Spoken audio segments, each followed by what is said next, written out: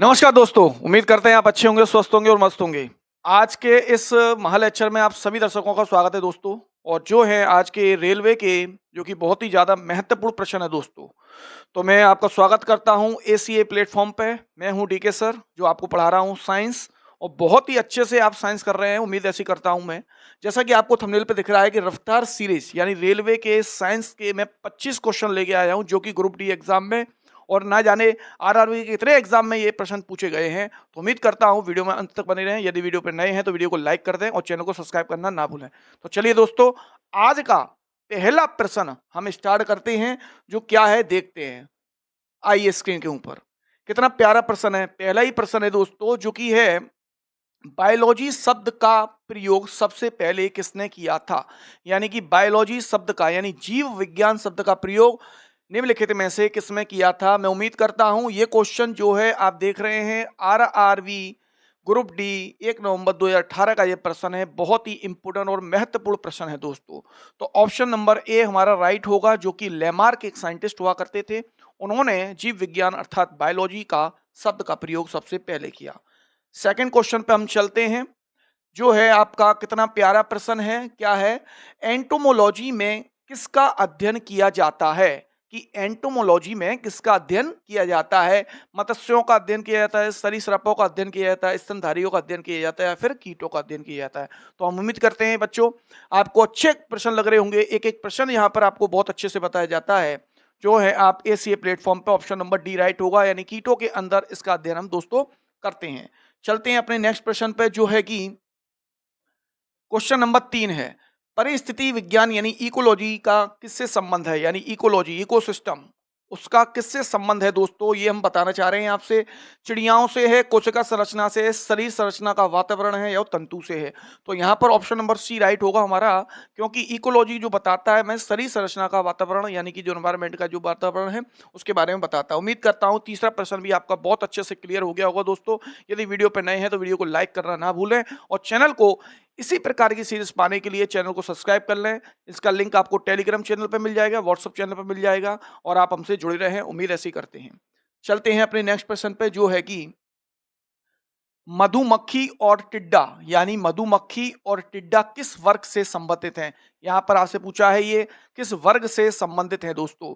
तो मैं यहां उम्मीद करता हूं जैसे कीट है, कीटाणु है आपका, और टिड्डा है, इनमें से कोई नहीं है। तो जितने भी ये हैं आपके मधुमक्खी और टिड्डा जितने भी हैं, ये सारे के सारे आपके कीट से संबंधित होते हैं बेटा। किससे होते हैं, कीट से संबंधित होते हैं। उम्मीद मैं ऐसी करता हूं आपको ये क्लियरली विजुअल क्वेश्चन हो रहा होगा। क्वेश्चन नंबर चौथे पे चल रहे हैं हम, और बहुत ही अच्छा ये प्रश्न है, जो कि पॉइंट ऑफ व्यू आपका रेलवे आरआरबी ग्रुप में एग्जाम में ये पूछा गया है, जो कि ग्रुप डी का एग्जाम रहा है।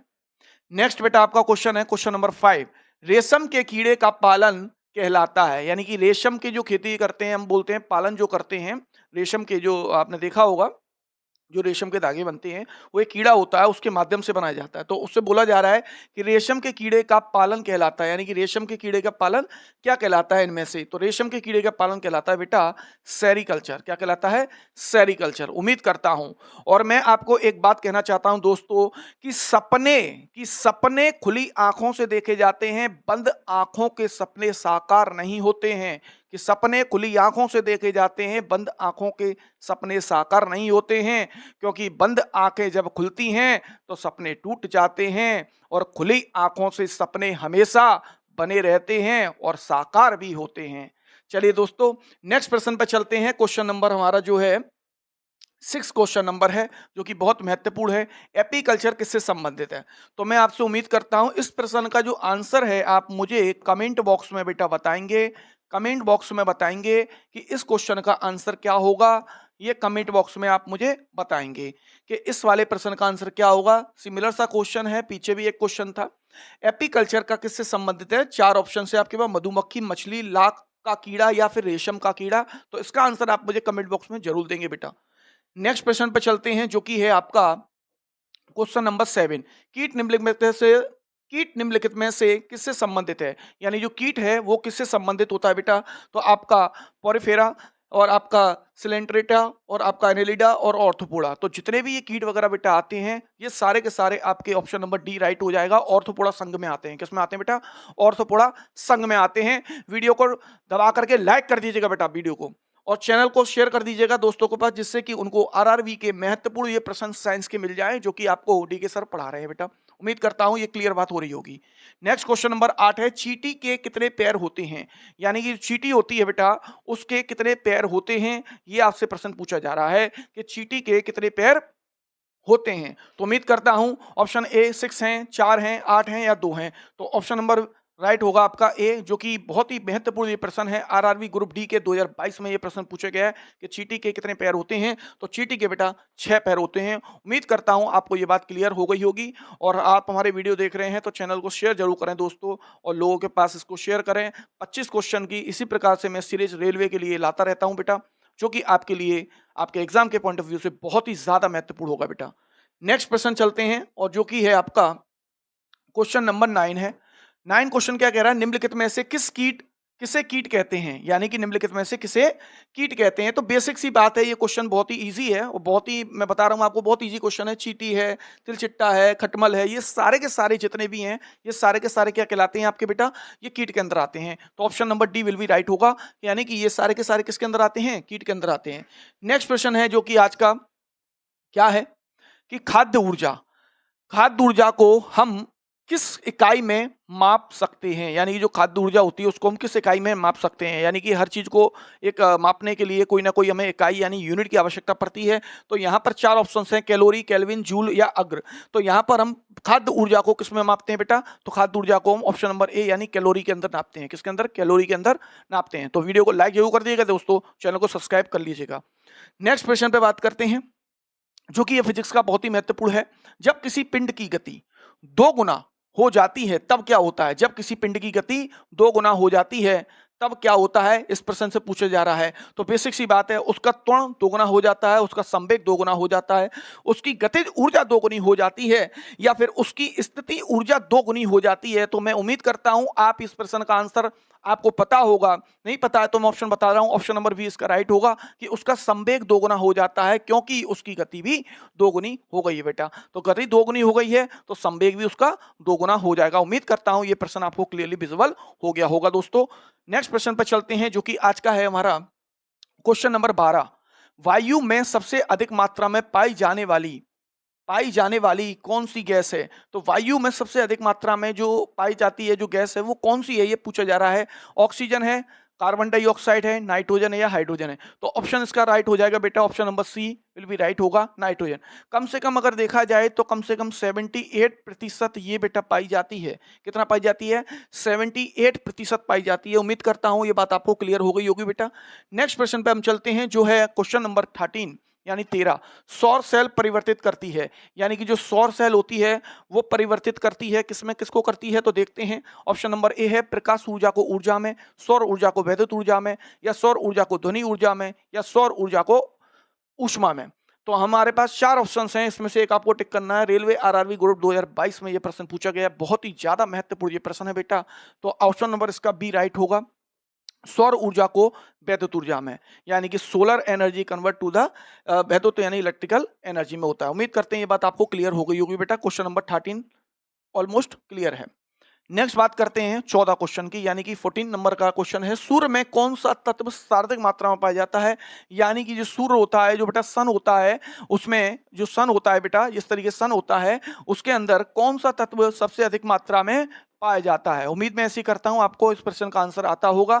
यानी कि सन के अंदर पूछा जा रहा है बेटा, किसके अंदर पूछा जा रहा है? सन के अंदर पूछा जा रहा है, सूर्य के अंदर पूछा जा रहा है कि सबसे अधिक मात्रा में कौन सा तत्व पाया जाता है। तो हम यहाँ ऑप्शन देख सकते हैं, हीलियम है, हाइड्रोजन है, लोहा है और सिलिकॉन है। तो बेसिक सी बात है यहाँ पर कि ऑप्शन नंबर बी राइट होगा, हाइड्रोजन। कम से कम इसकी अगर मात्रा की बात करें बेटा तो 74% पाया जाता है बेटा। कितना पाया जाता है? 74%। कितना बेटा? 74 यानी 74% ये पाया जाता है, जो कि आरआरबी ग्रुप के माध्यम से बहुत ज्यादा इंपोर्टेंट प्रश्न बनता है। क्वेश्चन नंबर 15 है, नाभिकीय विखंडन में ट्रिगर क्या है? यानी कि नाभिकीय विखंडन में ट्रिगर क्या है? जब नाभिकीय विखंडन होता है, किसी चीज का टूटना होता है, कुछ चीज बिखरती है, तो उनमें यह पूछा जा रहा है ट्रिगर क्या है? ट्रिगर क्या है? हम जानते हैं अच्छी तरीके से, एक परमाणु होता है, परमाणु के पास में 3 चीज होती है बेटा, एक इलेक्ट्रॉन होता है, एक प्रोटॉन होता है और एक न्यूट्रॉन होता है। जिसमें एक परमाणु के अंदर जो नाभिक है, जो न्यूक्लियस है, उसके अंदर प्रोटॉन प्लस न्यूट्रॉन होता है और उसकी जो शेल्स होती हैं बेटा KLMN, उनके अंदर इलेक्ट्रॉन्स क्या होते हैं, घूम रहे होते हैं। यानी कि उसकी कक्षाओं में इलेक्ट्रॉन्स क्या होते हैं, घूम रहे होते हैं। तो ये पूछ रहे हैं कि ट्रिगर क्या होता है जब किसी चीज का विखंडन होता है, अर्थात नाभिकीय विखंडन होता है। तो उम्मीद करता हूं ये बहुत ही इंपॉर्टेंट प्रश्न है, जो कि 2018 का, समझ रहे हो, 2018 में वैकेंसी आई थी और 2019 में वैकेंसी आई थी रेलवे ग्रुप डी की, जो कि बहुत इंपॉर्टेंट प्रश्न है। तो ऑप्शन नंबर बी हमारा राइट होगा, यानी कि न्यूट्रॉन्स क्या होता है बेटा, न्यूट्रॉन्स होता है। नेक्स्ट प्रश्न की अगर हम बात करें तो वह हमारा प्रश्न रहेगा question number 16। Nuclear power station में ऊष्मा उत्पन्न करने साधारणतः किस ईंधन का प्रयोग किया जाता है। यानी कि इसमें पूछा जा रहा है जो न्यूक्लियर पावर होता है उसके अंदर अगर हम किसी ऊष्मा को उत्पन्न करते हैं तो उसमें किस प्रकार के ईंधन का प्रयोग किया जाता है, यहाँ पर जैसा दिख रहा है।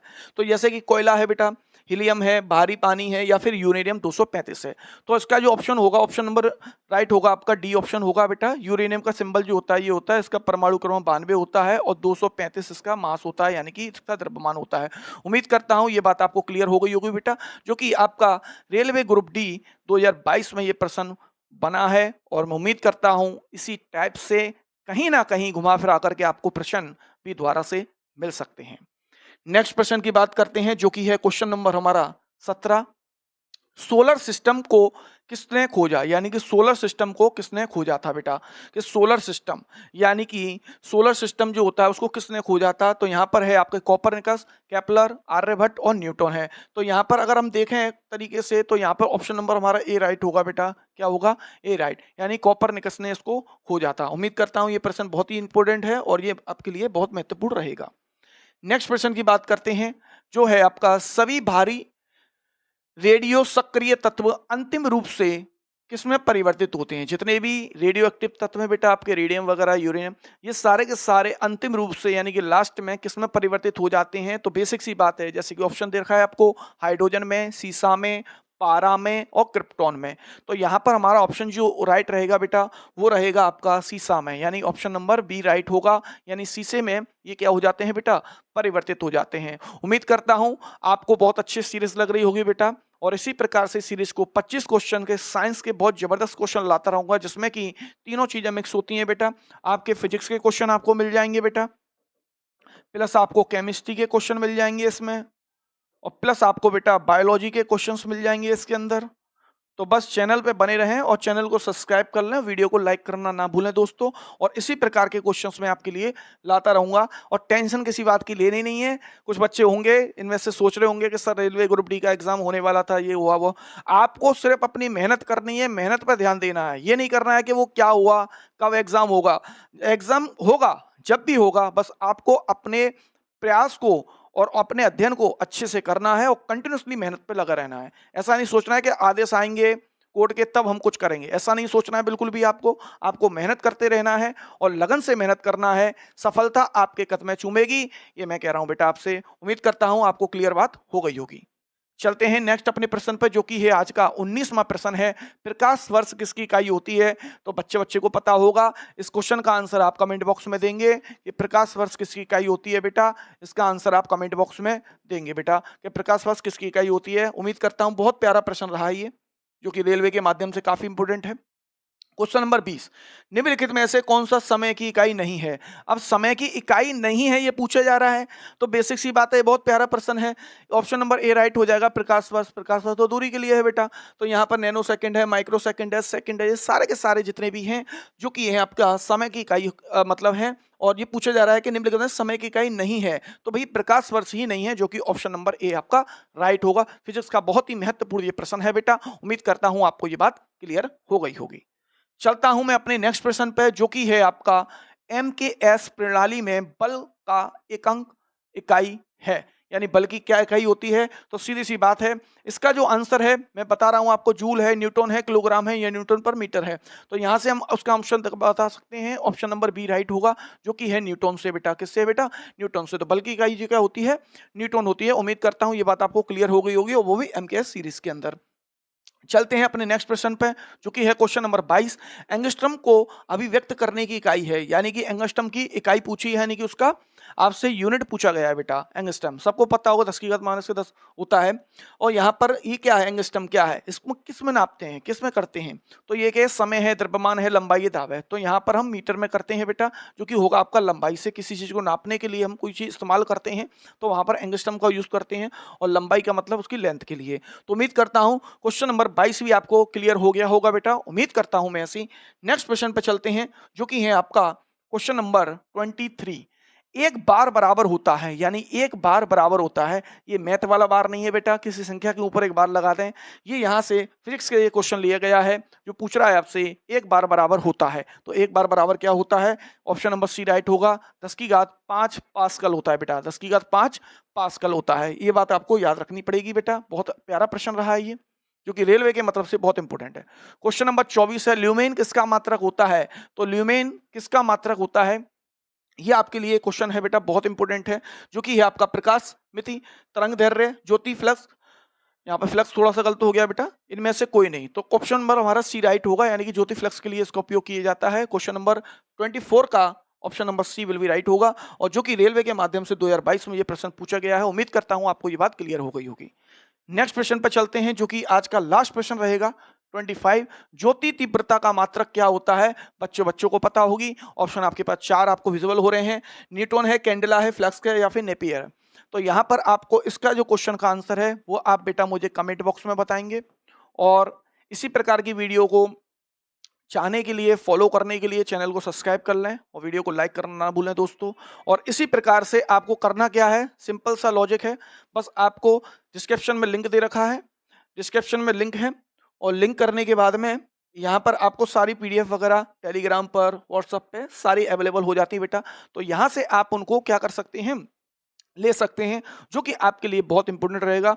और बाकी का आपने लेक्चर देखा होगा, उम्मीद करते हैं आपको वीडियो पसंद आई हो। और यदि इसको पसंद आया तो चैनल को सब्सक्राइब कर लें, और वीडियो को लाइक ज़्यादा से ज़्यादा लोगों पर करा दें, और शेयर ज़्यादा से ज़्यादा करें, जिससे कि उन बच्चों को भी ये आरआरबी एग्जाम के लिए बहुत ही ज़्यादा इंपॉर्टेंट प्रश्न रहेंगे। बाकी मिलते हैं आपसे दोस्तों नेक्स्ट वीडियो में, आपके लिए जय हिंद दोस्तों।